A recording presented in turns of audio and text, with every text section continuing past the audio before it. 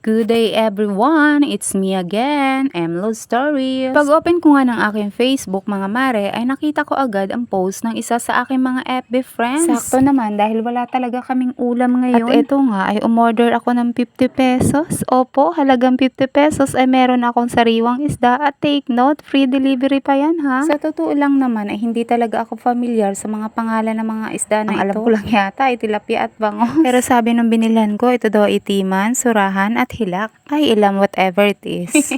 Pagka-deliver nga po ay pumitas ako ng ilang piraso ng tanim kong sili dito sa harapan ng aming bahay. Kaya sarap naman talaga kapag may sarili kang tanim mo. Bukod sa makakalibre ka na ay hindi ka pa maaabala na bumili-bili pa sa tindahan. Sa pagkalayo naman ng talipapa dito sa amin, nadaanan ko nga din pala itong kangkong sa aking paso. Kaya hindi ko din ito pinalampas. At oops, meron na din palang dahon ng mustasa. Isang piraso nga lang. Dali ka sa akin. Hindi kita papalampasin. Kala mo Hindi nga po ako naglalagay ng luya kasi ayaw nga ng anak ko ng amoy nito. Nasanay na din ako na walang luya. Basta maraming bawang at sibuyas, carry na yan. Hindi ko na nga po pala pinakita kung paano ko itong lutuin. Basta ito po nilagyan ko ng maraming kamyas, sibuyas at maraming bawang. At ito nga mga mare, luto na ang aming masarap na ulam. Sarap, ang bango.